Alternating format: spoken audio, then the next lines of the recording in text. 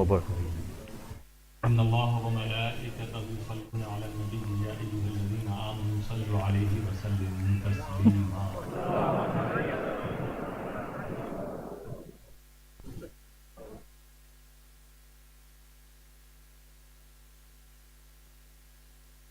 بہت بابرکت موقع ہے اور اس محفل میں ہم سب کی شرکت ہو رہی ہے. علماء کرام سے آپ نے بھی الفاظ و نصیحت اور بیان سنا. خصوصاً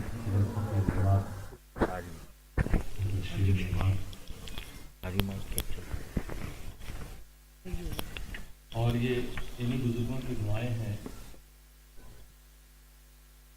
اور آپ سب کا یہ بہت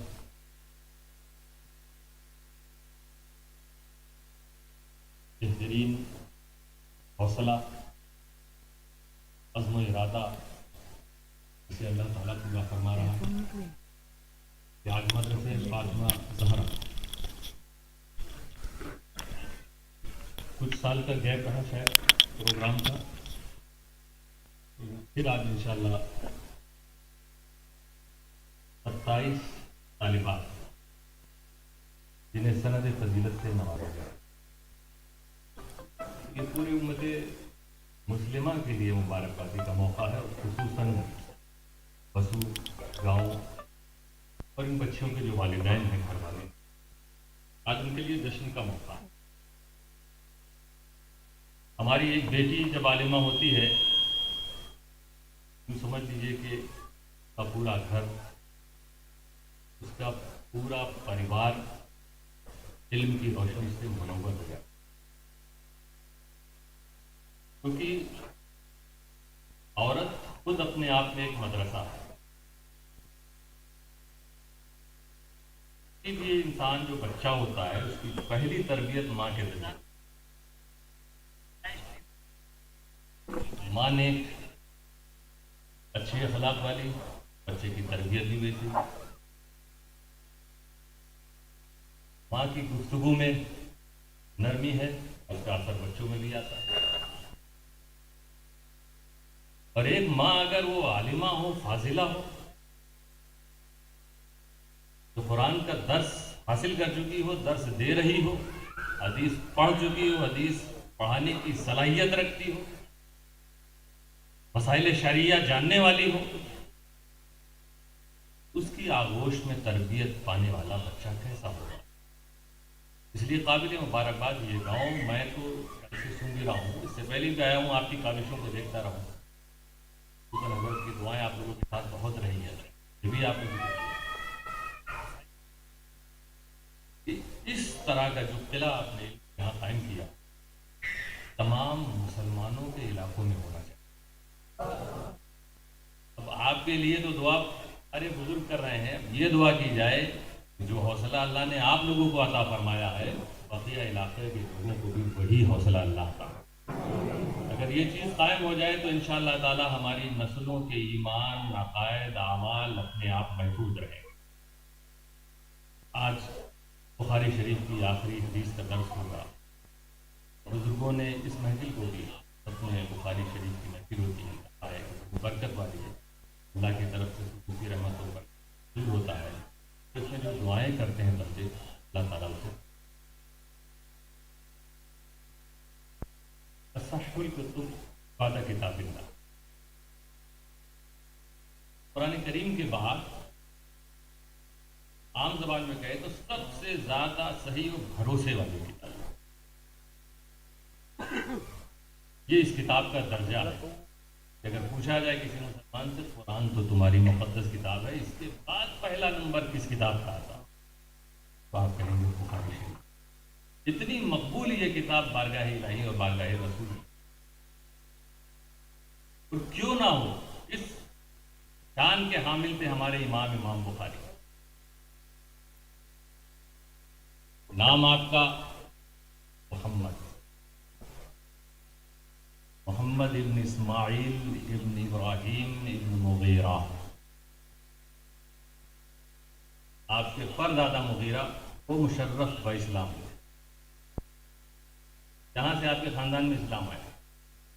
اب آپ دیکھیے پردادا اسلام قبول کریں اور پر پوتا اسلام کو پوری دنیا میں پھیلا دیں۔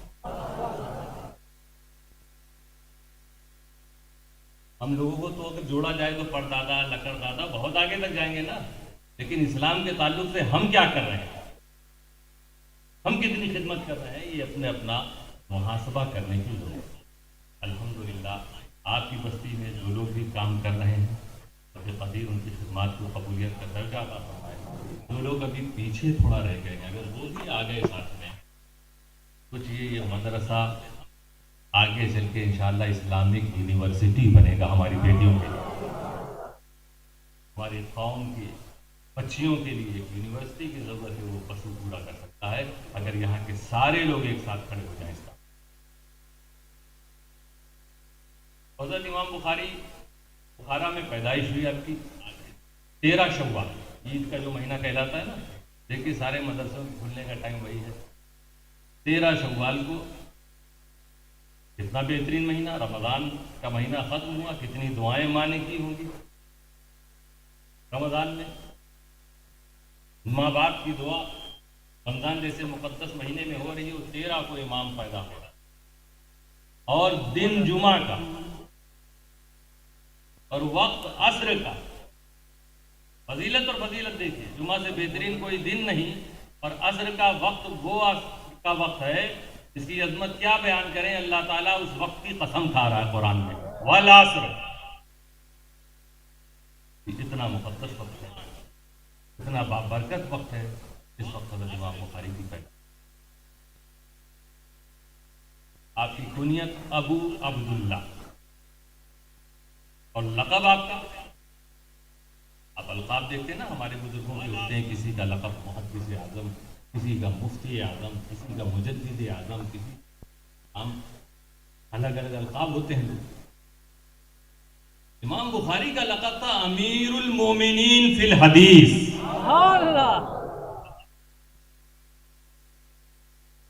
یہ شرف کسی کو یہ لقب نہ مل سکا، امام بخاری کا یہ لقب، اور اس کے ساتھ ساتھ دوسرے اور بھی القاب ہیں جس میں شمار کیے گئے ہیں کہ آپ کا ایک لقب ہے ناصر الاحادیث النبویہ، حدیث نبوی کی مدد کرنے، اور ناشر الموارث المحمدیہ، محمد کی میراث کو بانٹنے والے، پھیلانے والے، یہ آپ کے القاب ہیں۔ صرف لقب سے ہی اندازہ لگ جا سکتا ہے کہ یہ کون سی شخصیت ہے جس کا تذکرہ اور ذکر ہم آپ سن رہے ہیں۔ بہت چھوٹی عمر آپ کی تھی کہ آپ کے والد گرامی کو وصال ہوا۔ عام طور پہ دیکھا گیا اللہ تعالیٰ جسے بہت اونچا مقام عطا فرمانا چاہتا ہے تو وہ یتیم ہو جائے،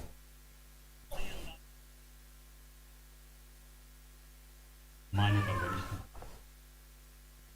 اور بچپن میں ایک حادثہ اور ہوا کہ ان کی آنکھوں کی بینائی چلی گئی، آنکھوں کی روشنی۔ اب ماں کتنی تڑپتی ہوگی، یہ میرا بچہ آگے چل کے ہوگا کیا، یہ نہ دنیا دیکھ پا رہا ہے، نہ کتابیں پڑھ پائیں گے، یہ کیسی زندگی بسر ہوگی، اور میں اکیلی ہوں۔ بڑی دعائیں، رو کے دعائیں کی بارگاہ الہی میں ایک شخص حضرت ابراہیم علیہ السلام آپ نے تشریف لائے اور کہا کہ خاتون تمہاری دعا قبول ہو گئی۔ اب اس صبح جب آنکھ کھلی، بینا ہو گیا، اب دیکھ رہے ایسی دعا قبول۔ ابھی ایک واقعہ میں نے حضرت مفتی اعظم آپ حسین صاحب کا، آپ دیکھیے وہاں بھی مسئلہ کیا ہے، ادھر سے بخاری ختم کر کے گئے تھے آپ، اور آپ کی دادی کو بینائی واپس آ گئی۔ یہ امام بخاری کا خاص فضل و کرم ہے۔ میں سمجھتا ہوں بخاری شریف کا مکمل درس سن کر اگر دم کیا جائے تو اللہ کے فضل سے نابینا لوگوں کی بینائی واپس آ سکتی ہے۔ تو حضرت ابراہیم نے بشارت دی، اللہ کے نبی نے آ کے امام بخاری کی بینائی واپس آنے کی خوشخبری سنائی۔ کیوں؟ کیونکہ اس سے معلوم ہو رہا کہ صرف ماں دعا نہیں کر رہی تھی، یہ روئے زمین پر موجود سارے اولیاء اور انبیاء دعا کر رہے تھے۔ کہ اس بچے کی بینائی واپس آ جائے. کیوں؟ کیونکہ بینائی واپس آنے سے صرف یہی نہیں ہوگا کہ ایک ماں کے بیٹے کو آنکھ کا نور مل گیا، صرف یہیں تک معاملہ محدود نہیں تھا. ایک ماں اپنے بیٹے کی آنکھ میں روشنی پا رہی نہیں، بلکہ یہ انبیاء اولیاء جانتے تھے کہ اگر یہ بینائی واپس آ گئی تو نبی اکرم صلی اللہ تعالی علیہ وسلم کی حدیث، نبی کی گفتار، نبی کے کردار، نبی کی تقریر کے میدان میں آنے والے اندھیرے کو قیامت تک کے لیے دور کر دیا جائے گا. امام بخاری کے ذریعے اور ہوا بھی ہے.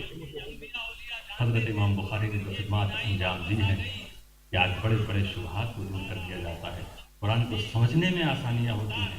آج نبی اکرم صلی اللہ تعالیٰ علیہ وسلم نے کیا فرمایا تھا، کیا کیا تھا، ان کے کیا فرمان ہیں، بڑے بھروسے کے ساتھ ہم اس کتاب میں پاتے ہیں اور اس پر عمل کرنا شروع کر دیتے ہیں. تو یہ شان کی حضرت امام بخاری کی بچپن آپ دیکھیں. بینائی واپس آئی، مکتب سے تعلیم شروع ہوئی اور 10 سال کی عمر میں بھی یہ جذبہ پیدا ہو گیا کہ اب علم حدیث کو حاصل کرنا ہے، اس میں مہارت حاصل کرنا ہے. بڑے بڑے محدثین اور اساتذہ کی بارگاہ میں آپ گئے، علم حاصل کرنے لگے. چھوٹی عمر بھی 10 12 13 سال کی عمر. کچھ عرصہ گزرا کہ محدثین کو ٹوکنے لگے. وہ بھی تعجب میں کہ یہ بچہ آیا کہ اس کی عمر کیا ہے، یہ میری گرفت کر رہے ہیں، یہ مجھے یاد دلا رہے ہیں، یہ میری اصلاح کر رہے ہیں.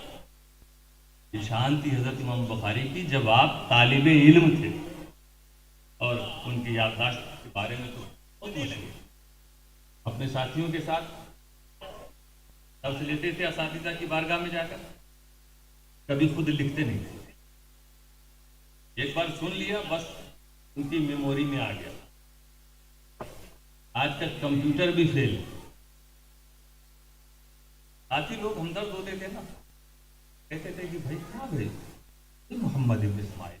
ہم لوگ آتے ہیں، اساتذہ کچھ بولتے ہیں، کچھ لکھتے ہیں، یہ بہت اچھی چیز ہے. وہ طالبات جو اس درس کو دیکھ رہی سن رہی ہیں، انہوں نے بھی لکھا ہوگا، نوٹس بنایا ہوگا. کچھ باتیں کتاب میں ہوتی ہیں، کچھ باتیں کتاب سے الگ ہوتی ہیں. اساتذہ بولتے ہیں تو جو ہونہار طالب علم ہوتے ہیں وہ اسے فوراً نوٹ کرتے ہیں کہ کہیں مس نہ ہو جائے. پھر وہ تکرار کرتے ہیں، سبق ملاتے ہیں، اور ہمیشہ کے لیے وہ چیز ان کے پاس محفوظ ہے.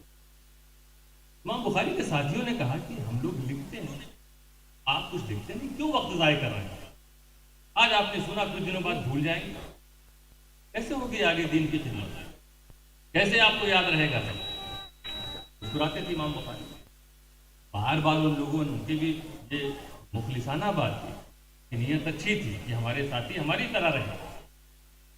کئی بار ٹوکا تو انہوں نے کہا اچھا ٹھیک ہے. کتنے دن ہو گئے درس کو؟ اس وقت جو ہے 16 دن ہو گئے. کتنی حدیثیں استادوں سے اب تک آپ لکھ چکے ہیں، سن چکے ہیں؟ 15,000. ٹھیک ہے، سناؤ 15,000. اب وہ جنہوں نے لکھا تھا وہ سنا رہے ہیں، دیکھ کر امام بخاری کہہ رہے ہیں نہیں یہ ایک لفظ چھوٹ گیا، یہ چیز آگے پیچھے ہو گئی، استاد نے یوں نہیں یوں بتایا تھا. وہ لوگ کہنے لگے کمال ہو گیا، کچھ ہم لوگوں نے لکھا تھا، ایک بار سن کر امام بخاری نے اسے یاد کر لیا. ہم نے اپنے نوشتوں کی جو لکھا ہوا تھا اس کی اصلاح ان سے سن کر یہ ان کی میموری کا عالم تھا. اللہ تعالیٰ نے کیا عطا فرمائے گا. یہ ہوا بات 10 کئی ملک میں گئے، بغداد گئے، مصر گئے، تعلیم حاصل کی. بھائی والدہ کے ساتھ حج کے لیے بھی گئے، عمرہ کیا، حج کیا. والدہ اور بھائی واپس آ گئے، یہ تحصیل علم کے لیے وہیں رک گئے. یہ جذبہ تھا حضرت امام بخاری کا. وہ شہرہ ہر طرف، ایک علمی دبدبہ آپ کا قائم ہوتا گیا. اس شہر میں جاتے وہاں قطار لگا کے علماء آپ سے ملاقات کے لیے آنے لگے. بغداد آپ پہنچے تو وہاں علماء کیسے ہو سکتا ہے ان کے جیسا کوئی ہونا، لاؤ چلو امتحان لیا جائے.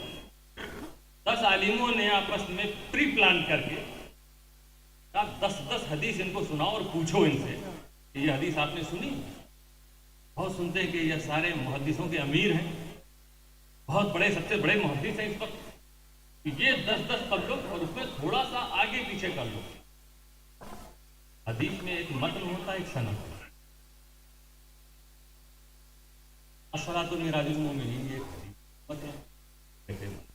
لیکن یہ جن لوگوں کے حضور صلی اللہ علیہ وسلم سے صحابی نے سنا، صحابی سے تابعی نے سنا، تو یہ جو سننے والے ہیں ایک کے بعد ایک آگے بڑھاتے جا رہے ہیں، انہی کو کہا جاتا ہے سند. اس کو سند کہا. ایک کے بعد ایک، ایک کے بعد ایک، ان سے انہوں نے سنا، ان سے انہوں نے سنا، یہ سند ہے. اور کیا سنا وہ متن. تو متن حدیث بھی کوئی چھوٹی کوئی بڑی ہوتی، اس میں بھی تھوڑا ان لوگوں نے آگے پیچھے کر دیا. لفظ معنی نہیں بدلا، لفظ کو تھوڑا آگے پیچھے کیا. معنی بدلیں گے تو، اور وہ بھی امتحان کے لیے کیا.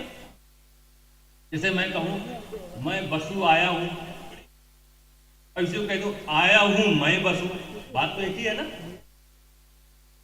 صرف تقدیم تاخیر کر دی ہم نے. میں بسو آیا ہوں اور آیا ہوں میں بسو، دونوں بات. اسی طرح حدیث جو تھی اصل اس میں تھوڑا سا جملہ کہیں کہیں بدل دیا. اسی طرح سند بھی کس نے کس سے سنا، کس نے، اس میں بھی کچھ آگے پیچھے کر دیا. اور 10 حدیث میں بہت عام زبان میں آپ کو سمجھا رہا ہوں، کیونکہ اس وقت طلبہ موجود نہیں، عوام بھی موجود. تو 10 حدیث سب نے بھی اپنے پاس ریزرو رکھی ہے کہ امام بخاری کے پاس جا کے عوام کو جمع کیا. یہ جو ہے پریشان ہوں گے کہ یہ حدیث کون سی ہے، کہ یہ کہیں گے میں نے حدیث سنی، تو ہم لوگ کہیں گے یہ کیسے آپ نے سنی. امام بخاری کو بتائیے پہلے عالم آئے، میں 10 حدیث پڑھ رہا ہوں، آپ سنیے یہ کبھی آپ نے سنا ہے کہ نہیں سنا. انہوں نے پڑھنا شروع کیا امام بخاری.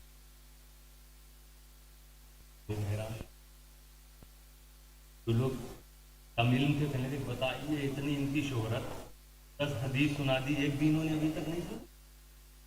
کہتے ہیں سب سے زیادہ حدیث کا علم، لوگ کہتے ہیں. امام بخاری نے کبھی تھوڑی نہ کہا ہوگا کہ میں سب سے بڑا عالم ہوں، سب سے بڑا محدث. تو جو ان کی بارگاہ میں جاتا تھا، ان کی صحبت میں رہتا تھا، اسے یہ راز اس پر آشکارا ہوتا تھا اور شہرت کی طرف ہونے لگی. دوسرے آئے عالم، انہوں نے 10 سنائی، امام بخاری نے کرنا 10 کی 10 میں سے کوئی نہیں سنا. تیسرے آئے، انہوں نے سنا. اس طرح 10 آ کے 100 حدیث سنا دی.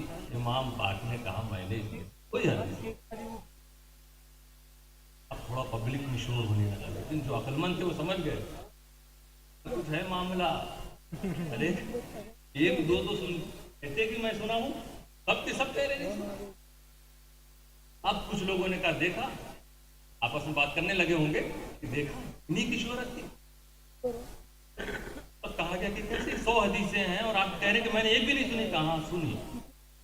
پہلے والے سے کہا آپ نے یہ 10 سنائی. دیکھیے ایک بار انہوں نے سنایا، پہلے عالم جو تھے 10 حدیث پڑھی اور آگے پیچھے کر کے پڑھی نا، جیسے انہوں نے پڑھی تھی امام بخاری نے ویسے ہی سنایا.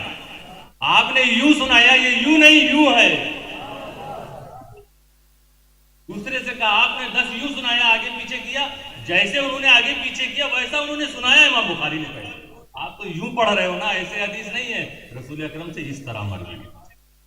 یہاں پر سند میں آپ نے ان کا ذکر کیا، نہیں ان کا ذکر نہیں، ان کا ہونا چاہیے. امام بخاری وہی نہیں، جو صحیح حدیث سنی تھی وہی یاد ہو. اگر کوئی غلط پڑھا تو وہ بھی یاد کر لیتے تھے ایک بار سن کے. اور اس طرح سے 100-200 نہیں، 6 لاکھ حدیث امام بخاری کو یاد تھی. سوچ لیجیے آج ہم لوگ 10-12 میں اٹکنے لگتے. 6 لاکھ حدیثیں اس امام کو یاد ہو. اور یہ وہ یاد تو کوئی کچھ بھی بولے ہو جاتا تھا ان کو، مگر یہ وہ تھی جن حدیثوں پر بھروسہ کیا جاتا تھا، جن پر عمل کیا جاتا تھا.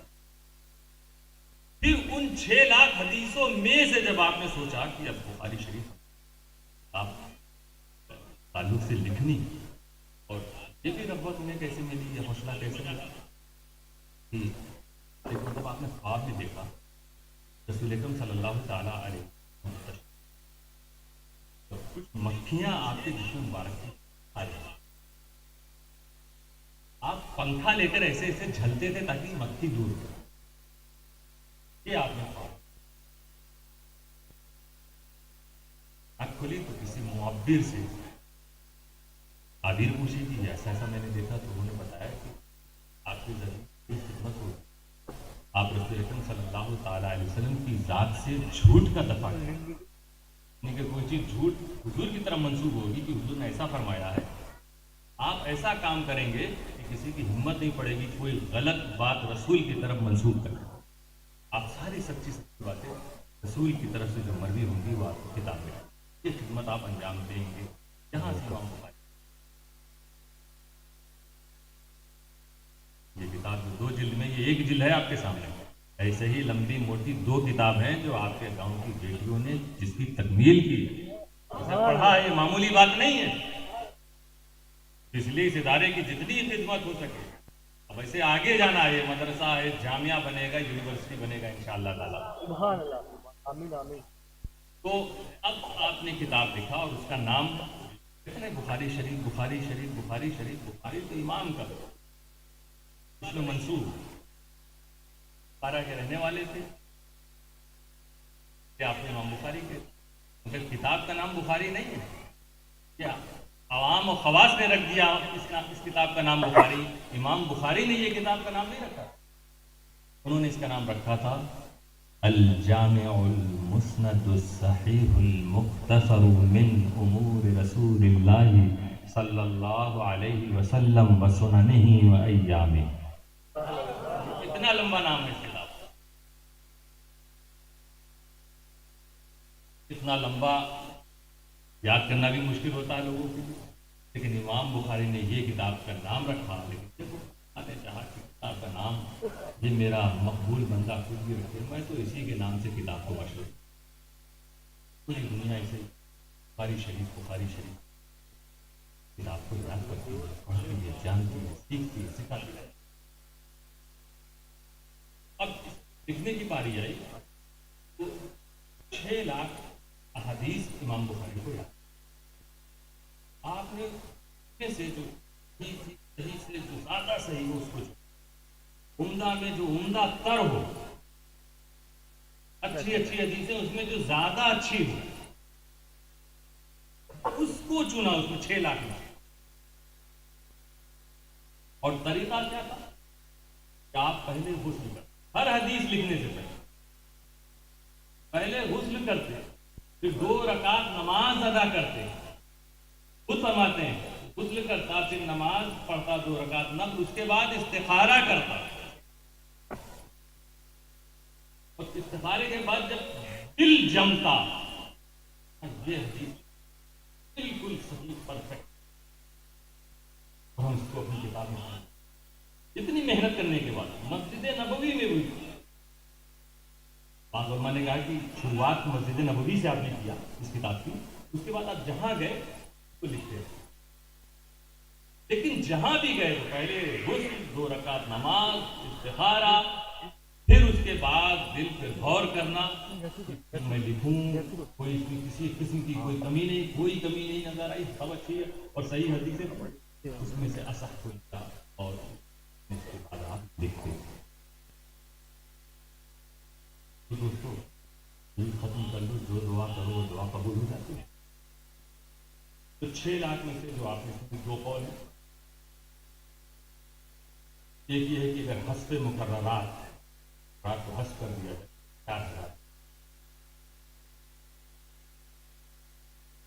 6 لاکھ میں سے 7,275 حدیث آپ نے نکالی، 6 لاکھ یاد تھی، اس میں کتنی لی؟ 7,275،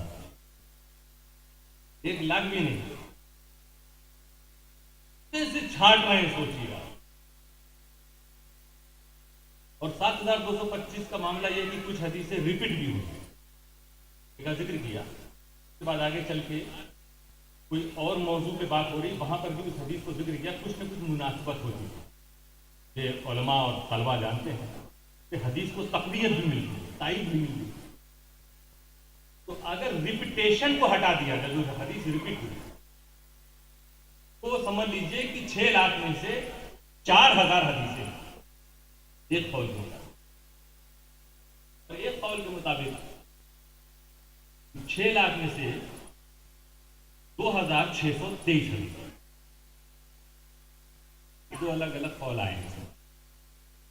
किसी ने कहा कि 6 लाख में से इतनी है, रिपीटेशन को हटाने के बाद, मुकर्ररात को हटाने के बाद इतनी है।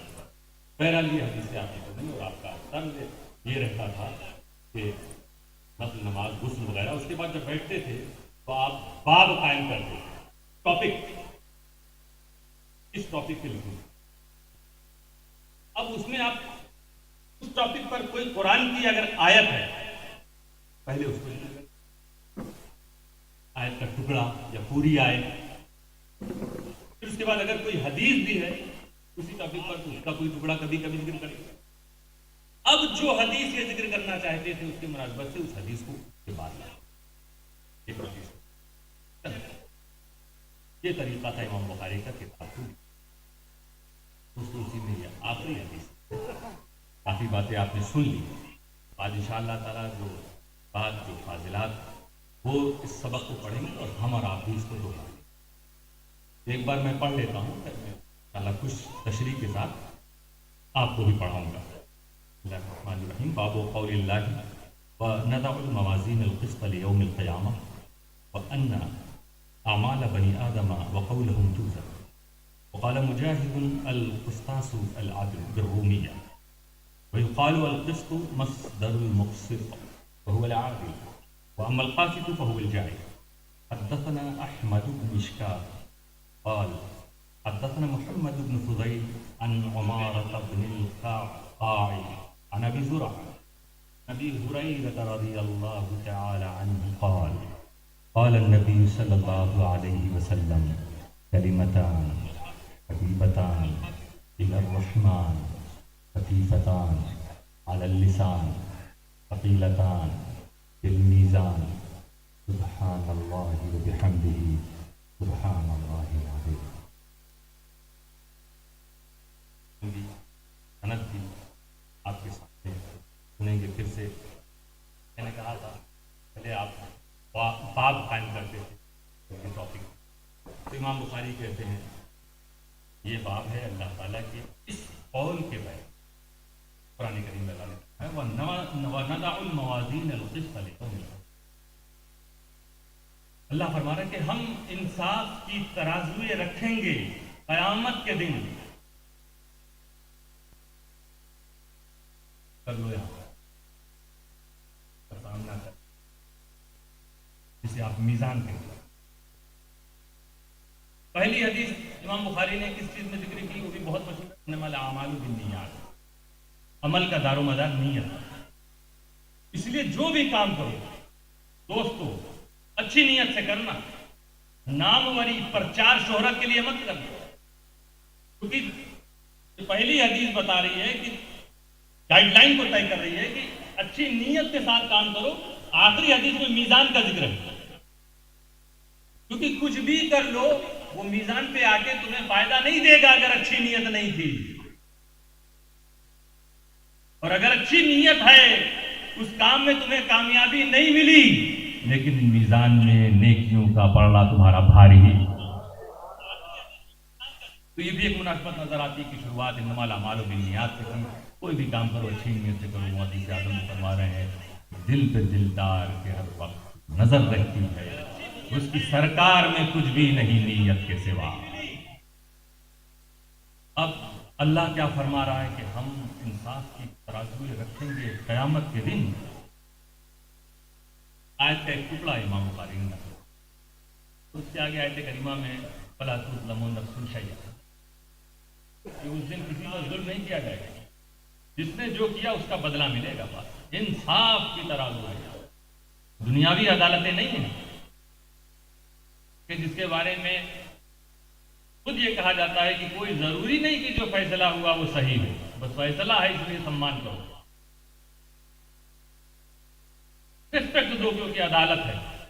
और ये भी कोई जरूरी नहीं कि वो सही हो, लेकिन वो जो अदालत लगेगी वहां जो मीज़ान होगा, फरमाता है इंसाफ की तराजू रखें, तो किसी पर जुल्म नहीं होगा, सबको अदल मिलेगा। इमाम बुखारी फरमाते व अन्ना अमाल बनी आदम व क़ौलुहुम तुज़र। کہ اولاد آدم کے عمل اور ان کے اقوال قول باتیں یہ تولی جائیں گے. جو ہم آپ بولتے ہیں کرتے ہیں اس کو تولا جائے گا. یہ تولنا کیسا ہوگا؟ بھائی آپ کوئی چیز تولتے ہیں تو وہ جسم والی ہوتی ہے, جوہر والی ہوتی ہے نا, لوہا لکڑی پتھر یہ تولیں گے نا. بال منڈاتے ہیں تولا جاتا ہے بال, کیونکہ اس کا بال کا بھی ایک جسم ہے مادہ, اسے تولیں گے. لیکن بال کی سیاہی یہ تولی جا سکتی ہے؟ نہیں تول سکتے ہو. بال کے ساتھ جو سیاہی دکھ رہی ہے آپ کو وہ آپ الگ ہی نہیں کر پاؤ گے, تولنا کیا؟ بال جو تھا وہ یہ جسم میں جوہر ہے اور سیاہی عرض ہے, تولنے والی چیز نہیں. پھر اس سے بڑھ کے آپ دیکھیں یہ باتیں کیسے تولی جائیں گی. اس کا تو نہ کوئی جسم ہے. یہ جو ہم کام کر رہے ہیں, اچھا کام کیا, نمازیں پڑھی, روزہ رکھا, تو یہ روزہ رکھنا کیسے تولا جائے گا؟ ایسا تو نہیں جو زکات میں جو آپ پیسہ نکال لیں وہ تولا جائے گا. اسے تو تولنا نہیں ہے کہ آپ کو جو انڈین روپی ہے کوئی پاؤنڈ لے کر آ رہا ہے, کوئی ڈالر لے کر آ رہا ہے, وہ سب تو نہیں تولا جائے گا. یہ زکات ادا کر کے آپ نے فرض کی ادائیگی کی, یہی ادائیگی یہ فرض کو تولا جائے گا. یہ جو اچھا کام تھا اسے تولا جائے گا. اسی لیے ایک فرقہ معتزلہ وہ کہتے ہیں کہ یہ کیسے ہو سکتا ہے, یہ تولنے والی چیز ہی نہیں تو تولا کیسے جائے گا. وہ انکار کرتے ہیں کہ یہ سب کچھ نہیں ہے. رت الہی کا بھی انکار کرتے ہیں. یہ بتاؤ لوہے کو وزن کس نے دیا؟ اللہ نے دیا. جوہر ہے اسے وزن دے دیا تو وزن ہو گیا. لکڑی جوہر ہے وزن دے دیا وزن ہو گیا. پتھر جوہر ہے وزن دے دیا وزن کس نے دیا؟ اسی لیے. تو یہ ساری چیزیں جوہر کہلا رہی ہیں. اس کو اللہ نے وزن دیا تو وزن, اللہ نے عرض کو وزن نہیں دیا تو وزن نہیں ہوتا. لیکن وہی خدا اگر عرض کو بھی وزن دے دے تو اسے بھی تولا جاتا ہے. اس کی قدرت سے کہاں کوئی چیز باہر ہے. اسی لیے امام بخاری فرماتے ہیں کہ اولاد آدم کے اعمال اور ان کی باتیں تولی جائیں گی. وقال مجاہد, اور مجاہد نے فرمایا کہ القسطاس, یہ القسطاس بھی ہے, القسطاس کو بھی طالبات بھی سن رہی ہیں اس لیے بتا رہے ہیں. عربی کا لفظ القسطاس, القسطاس یہ عدل کے معنی رومی زبان میں, رومی زبان بھی ایک ہے, اس میں انصاف کے معنی ہے. القسطاس یہ رومی زبان کا لفظ ہے جو عربی زبان میں داخل ہوا. اس کا معنی قسطاس کہاں پر آیا؟ قرآن کریم میں آیا, وَزِنُوا بِالْقِسْطَاسِ الْمُسْتَقِيمِ, وَزِنُوا بِالْقِسْطَاسِ الْمُسْتَقِيمِ. یہ قسطاس کہاں قرآن میں آیا, اس کے بارے میں بتا رہے ہیں امام بخاری کہ مجاہد نے یہ کہا کہ وہ جو قرآن میں قسطاس آیا یہ رومی زبان کا لفظ ہے جس کے معنی بھی انصاف ہے. العدل اس کا معنی ہے. وَيُقَالُ, اور کہا جاتا ہے القسط مصدر المقسط. دیکھیں جو مدرسوں میں پڑھائی ہوتی ہے نا اسی طرح کی ہوتی ہے. اب ایک لفظ آیا نا کہ اللہ نے فرمایا کہ ہم انصاف کی ترازوے رکھیں گے, موازین القسط. قرآن میں جو آیا قسط, تو علماء بتاتی ہیں قسط ہے کیا چیز. وہ طلبہ کو پڑھایا جاتا ہے تو کہا کہ یہ کہا جاتا ہے کہ قسط یہ مقسط کا مصدر ہے. تو طالبات متوجہ رہیں گی, مقسط کا مصدر. اس پر اعتراض ہوا کہ مقسط یہ مزید فی کا صیغہ, اس کا مصدر اقساط ہے. اقسطا یقسط, اسم فاعل مقسط ہوگا. اس کا مصدر تو اقساط ہے, تو یہ کیوں کہا جا رہا ہے کہ اس کا مصدر قسط ہے؟ قسط تو ثلاثی مجرد ہے, یہ آپ کے سمجھنے والی چیز نہیں. جن کے لیے درس ہو رہا ہے وہ سمجھ رہے ہیں کہ قسط ثلاثی مجرد ہے اور مقسط ثلاثی مزید فی. تو ثلاثی مزید فی کا مصدر ثلاثی مجرد کیسے ہوگا؟ اسی لیے جواب دیا گیا کہ نہیں, یہاں پہ مصدر کا مطلب مادہ. مقسط میں جو مادہ ہے وہ قاف سین تا, اس کو بتایا جا رہا ہے کہ مقسط کا مادہ یہ قسط ہے, یعنی قاف سین تا. یہ ہوا مادے کے یہاں مصدر سے مراد کو مصدر نہیں ہے. وَهُوَ الْعَادِلُ, اور قسط کا مطلب, مقسط کا مطلب عادل, انصاف کرنے والا. اور ایک لفظ ہے قاسط. مقسط میں بھی قاف سین تا اور قاسط میں بھی قاف سین تا. دونوں کا مادہ ایک ہی، لیکن دونوں کے میننگ میں زمین آسمان کا فرق ہے، دونوں کے معنی ایک دوسرے کے اپوزٹ۔ مقسط فاسدین تا اس میں بھی ہے، لیکن اس کا معنی انصاف کرنے والا، اور فاسد فاسدین تا اس میں بھی، لیکن اس کا معنی ہے ظلم کرنے والا۔ یہ بھی عربی زبان کی خوبی ہے کہ کبھی کبھی ایک لفظ ایسا ہوتا ہے کہ اس کے معنی جو ہیں ایک دوسرے کے وپریت اپوزٹ ہوتے ہیں، اس کو اضداد کہتے ہیں، اضداد۔ اسی طرح جیسے کہتے ہیں نا مولانا، مولا کے مطلب کیا ہوتا ہے؟ آپ کسی عالم کو کہتے ہیں مولانا، مولا کا مطلب آقا، ہمارے آقا، نا کا مطلب ہمارے، مولانا ہمارے آقا۔ مولا کا معنی آقا اور مولا کا معنی غلام بھی۔ ایسا نہ ہو کہ اب آپ کو کسی سے تکلیف ہو کسی عالم سے تو مولانا کہیے، مگر کہیے میں نے تو دل میں سوچا اپنا غلام میں کہہ رہا ہوں ان کو۔ تو مولا کا معنی آقا بھی ہے، مولا کا معنی غلام بھی ہے، عربی زبان کی ایسی کوئی۔ اسی طرح اور بھی کچھ الفاظ ہیں اسی طرح سے یہ قسط بھی ہے، قاسم تا۔ مقسط میں آیا تو مطلب انصاف کرنے والا، قاسط میں آیا تو مطلب ہوا کہ ظلم کرنے والا، وہو الجائر، اور وہ ظالم کو کہتے ہیں۔ اب دیکھیں یہاں سے اب امام بخاری کہ ہم نے کس سے سنا یہ حدیث، جو اب حدیث بیان کرے گا، اتنا تو انہوں نے قرآن کریم کی آیت کے تعلق سے بتایا، میزان اور قسطاس وغیرہ۔ اب حدیث کو بتا رہے ہیں تو پہلے سند ذکر کر رہے ہیں کہ سب سے پہلے امام بخاری نے جو سنا کس سے سنا، وہ کہہ رہے ہیں حدثنا احمد بن اشکال۔ یہ حدیث ہمیں بیان کی احمد ابن اشکال۔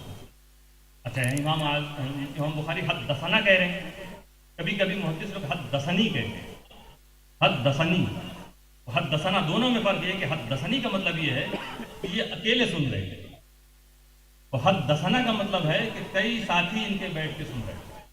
یہاں حدثنا کہا یعنی ایک جماعت کے ساتھ بیٹھے ہوئے، جیسے اس وقت ماشاءاللہ جو فاضلات جنہیں سند ملنے والی ہے، جو آخری درس لے رہی ہیں، ایک ساتھ وہ بیٹھی ہوئی ہیں۔ تو حدثنا احمد بن اشکال فرماتے ہیں ہم سے یہ حدیث بیان کی ہمارے استاد احمد بن اشکال نے، اور احمد بن اشکال کہہ رہے ہیں حدثنا محمد بن فضیل، کہ ہم سے بیان کی محمد بن فضیل نے، یعنی ان کے ساتھ بھی ساتھی لوگ تھے، اور ان لوگوں کے استاد محمد بن فضیل۔ اور محمد بن فضیل کہتے ہیں ان عمارۃ بن القعقاع، یہ حدیث ہم تک پہنچی ہے عمارہ ابن قعقاع کے ذریعے، ان سے نقل ہوتی ہوئی۔ اور عمارہ ابن قعقاع تک یہ حدیث پہنچی کس کے ذریعے، کس سے نقل کرتے ہوتے ہوئے؟ ان ابی زرعہ، حضرت ابی زرعہ سے نقل ہوتے، لیکن سب نام سند میں آ رہے ہیں۔ دھیرے دھیرے یہ راوی کہاں پہنچ رہے ہیں؟ بارگاہ رسول تک پہنچ رہے ہیں۔ ابی زرعہ، حضرت ابی زرعہ سے نقل ہوتی ہے، اور حضرت ابی زرعہ نے تک کہاں سے پہنچی منقول ہو کر؟ وہ کہتے ہیں ان ابی ہریرہ رضی اللہ عنہ، حضرت ابو ہریرہ رضی اللہ عنہ سے نقل ہوتی ہے۔ اور حضرت ابو ہریرہ فرماتے ہیں قال النبی صلی اللہ علیہ وسلم۔ بڑی جانچ پڑتال کے بعد، آج کے زمانے کی طرح لوگ نہیں تھے انہوں نے ان سے سنا، ان سے اس طرح دال چاول لے کے پڑھتے ہیں کھچڑی بن جاتی، ایک ایک لفظ ایک ایک حرف جیسا نبی نے فرمایا ویسا حضرت ابو ہریرہ نے دوسروں کو سنایا، حضرت ابو ہریرہ نے ویسے ہی حضرت ابو زرعہ کو سنایا، حضرت ابو زرعہ نے ویسے ہی حضرت عمارہ ابن قعقاع کو سنایا، انہوں نے محمد ابن فضیل کو سنایا، انہوں نے احمد ابن اشکاب کو سنایا، اور انہوں نے امام بخاری کو لفظ بلفظ بالکل ہو بہو۔ اب کیا حدیث پاک ہے؟ نبی صلی اللہ علیہ وسلم نے فرمایا کلمتان حبیبتان الی الرحمن، تو ایسے کلمے ہیں تو اللہ تعالیٰ کو بہت محبوب ہے۔ یا اللہ کو محبوب کلمے، اس سے مراد یہ ہے کہ یہ کلمہ جو پڑھتا ہے وہ اللہ کو محبوب ہے، پڑھنے والا بارگاہ الہی میں محبوب ہے۔ یہ دو کلمے جو اللہ کو محبوب ہیں، خفیفتان علی اللسان، زبان پہ بڑے ہلکے ہیں، کوئی ایسا نہیں ہے کہ آپ لوگ اسے ادا نہ کر سکے، پڑھ نہ سکے، زبان پہ تو بڑے ہلکے ہیں، ثقیلتان فی المیزان، اور میزان پر بھاری ہیں، تو تولے جائیں گے نا وزن۔ اگر اس کو پڑھا، اس کا وظیفہ بنا لیا اس کا ورد روزانہ کر رہے ہو، یہ بہت بھاری ہے. مل رہی ترغیب اس حدیث سے. آج سننے کے بعد آپ اپنی زندگی میں معمول بنائیے، صبح اٹھیے 11 بار اس کو پڑھیے انشاءاللہ. جب تک روح پرواز نہ ہو جائے آپ کا کوئی دن ایسا نہ گزرے جس میں آپ اس کلمے کو نہ پڑھیں. اس کے بارے میں رسول فرماتے ہیں 2 کلمے جو اللہ کو ان کا پڑھنے والا بڑا محبوب ہوتا ہے، تو یہ دونوں کلمے زبان پر ہلکے ہیں، میزان پر بھاری ہیں. سبحان اللہ و بحمدہ، کیا کلمہ ہے؟ سبحان اللہ و بحمدہ سبحان اللہ العظیم. ایک بار میں پڑھوں پوری آپ سے لے کے، انشاءاللہ جو لوگ دہرا سکتے ہیں وہ بھی دہرائیں، اور جو طالبات سن رہی ہیں وہ بھی اس کو دہرا لیں. بسم اللہ الرحمن الرحیم. باب قول اللہ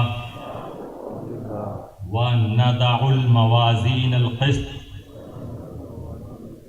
لِيَوْمِ الْقِيَامَةِ وَأَنَّ أَعْمَالَ بَنِي آدَمَ وَقَوْلَهُمْ توزن.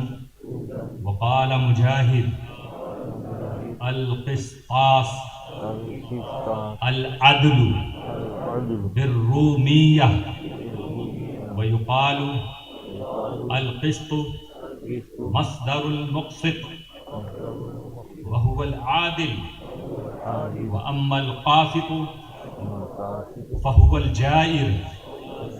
حدثنا احمد بن اشکاب قال حدثنا محمد بن فضیل عن عمارة بن القعقاع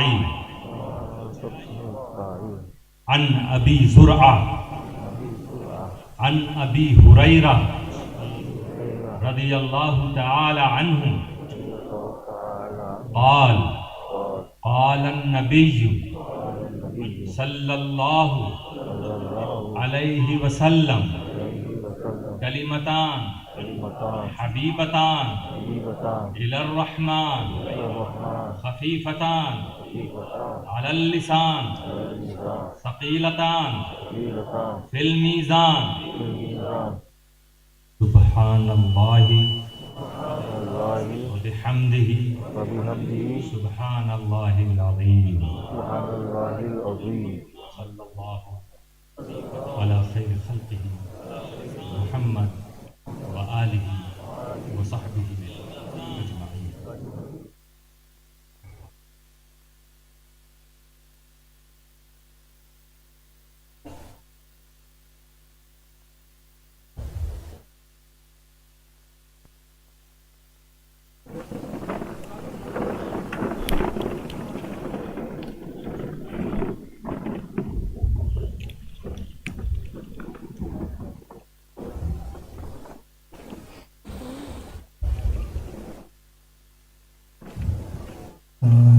تاجدار حرم اے شہنشاہ دی، تم پہ ہر دم کروڑوں درود و سلام.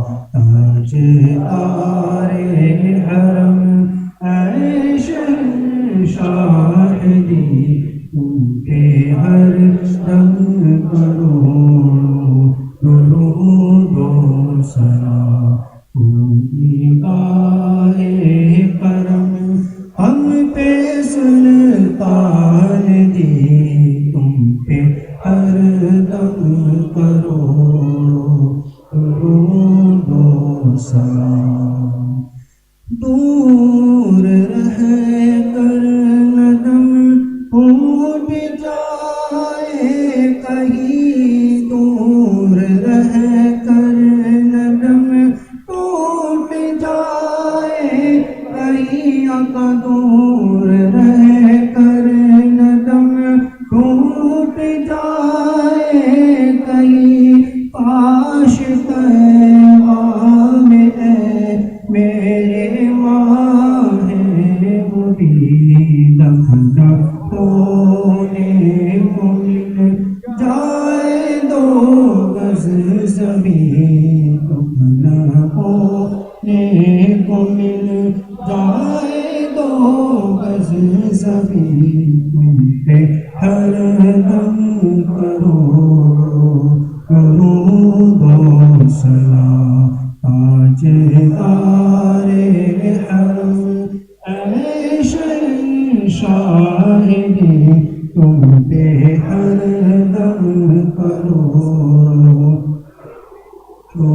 سلام کوئی حسن عمل پاس میرے نہیں آقا کوئی حسن عمل پاس میرے نہیں پھنس نہ جاؤں قیامت میں مولا کہیں پھنس نہ جاؤں قیامت میں مولا کہیں شفیع امم لاج رکھنا تمہیں تم پہ ہر دم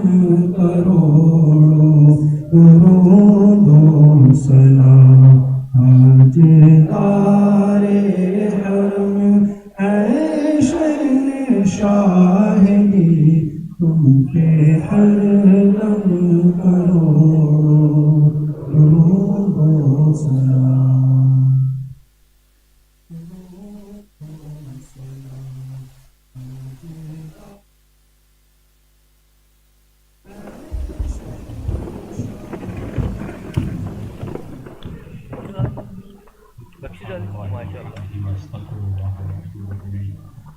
اللهم ربنا آتنا في الدنيا حسنة وفي الآخرة حسنة وقنا عذاب النار یا العالمین مولا کریم آج کی اس ختم بخاری کی مجلس پاک کی برکتوں سے سب کو مالا مال فرمائے مولا یہ لوگ جتنے مرادیں لے کر بیٹھے ہیں مرادوں کو پوری فرمائے دعاؤں کو قبول فرمائے مولا مدرسہ فاطمہ زہرا کو دونی رات چکوں طالبات جنہوں نے آپ درس کی تکمیل پر مولا نے دین مولا الکریم سب کو علم اور عمل کی دولت سے آراستہ فرمائے مولا اسے پڑھے کو عطا فرمائے معلمات کے علم میں برکتیں نظر فرمائے جو لوگ میں اس کی خدمت میں لگے ان کی خدمتوں کو قبول فرمائے مولا قبول فرمائے تمام سلسلوں کے فیضان سے ہم سب کو مالا مال فرمائے پیر مشاہد کے کرم سے سب کو سرفراز فرما دے مولا دین اسلام کے بول بالا کو قائم فرما دے ہم سب کی خطاؤں کو معاف فرما ہمارے گناہوں کو دے ہمارے ایمان و اعمال کی حفاظت فرما دے ہمیں اچھے کاموں کی توفیق عطا فرما قرآن پڑھنے کی توفیق عطا فرما نبی اکرم کی احادیث کا شوق پیدا فرما دے سجدوں کا ذوق عطا فرما دے ہماری زندگی کے پاکیزہ بنا مولا جو لوگ وصال کر کے ہم سب کی مغفرت فرما ہم سب کو جب تک زندہ رکھ اسلامی زندگی کے ساتھ زندہ رکھ موت دے تو ایمان کے ساتھ موت الى روح النبی صلی اللہ علیہ وسلم الى ارواح جميع الانبیاء والشهداء والى ارواح جميع المسلمين العلماء والفقهاء والاولیاء البخاری الفاتحہ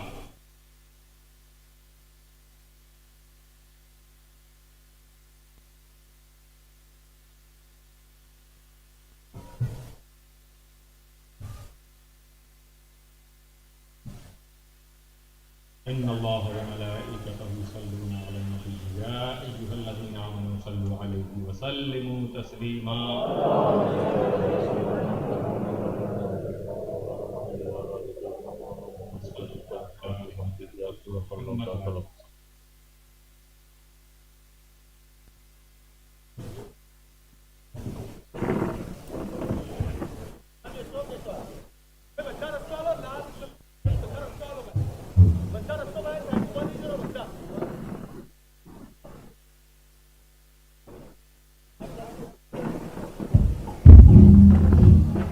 تمام اسلامی بھائی اور بہنوں کے لیے کھانے کا انتظام ہے تو کوئی بھی کھانا کھائے بغیر نہ جائے اور رات کو عشاء کی نماز کے بعد آستانہ سلامت رہے قادری آستانہ सन ہاتھ میں سند عطا کی جائے گی.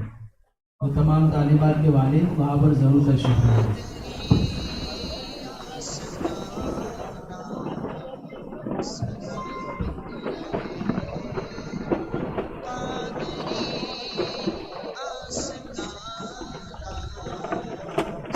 جن اسلامی بھائیوں کو کھانا کھلانے کی ذمہ داری سونپی ہے وہ تیار رہیے. کھانے کا سلسلہ بس شروع ہی ہونے والا ہے. فوراً انتظام شروع کر دیا گیا ہے.